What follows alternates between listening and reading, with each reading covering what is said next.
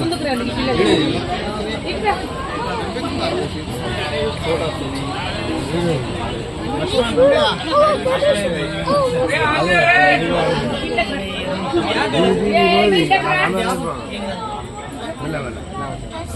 భూజన అనమాట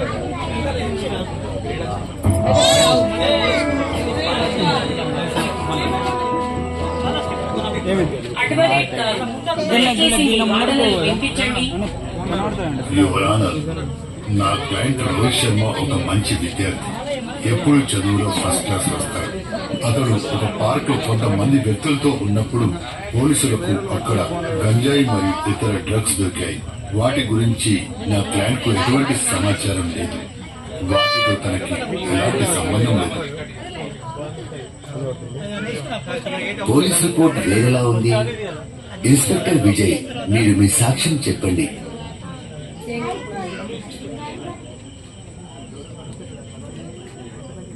your honour, August 22వ తేదీ రాత్రి మేము పెట్రోలింగ్ చేస్తున్నప్పుడు ఒక అనుమానాస్పద బృందాన్ని చూశాము.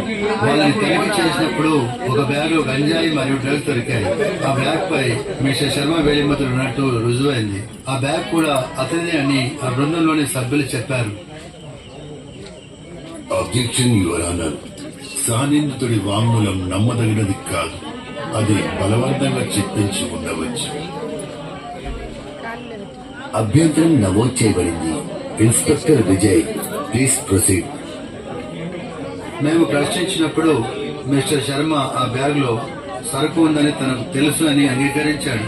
కానీ అది గంజాయి అనేది తనకు తెలియదు అని చెప్పాడు.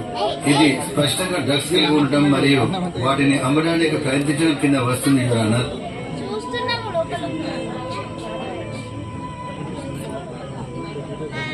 యువర్ ఆనర్, నా క్లయింట్ ని బెదిరించారు. అతను ఒక చిన్న పిల్లవాడు, ఒక క్రిమినల్ కాదు. అతను భయపడి పోలీసులు చెప్పించిందే చెప్పాడు. రోహిత్, కోర్టుకు ఏం జరిగిందో చెప్పు. ధర్మమూర్తి గారు, నాకు ఆ బ్యాగులో ఏముందో నిజంగా తెలియదు. ఒక స్నేహితుడు కొన్ని నిమిషాల పాటు పట్టుకోమని అడిగాడు. అతను అందులో కొన్ని పుస్తకాలు ఉన్నాయని చెప్పాడు. నేను తప్పు చోట తప్పు సమయంలో ఉన్నాను. నేను నా జీవితంలో గంజాయిని ఎప్పుడు చూడలేదు. నేను ఒక మంచి విద్యార్థిని, గ్రాడ్యుయేట్ అవబోతున్నాను.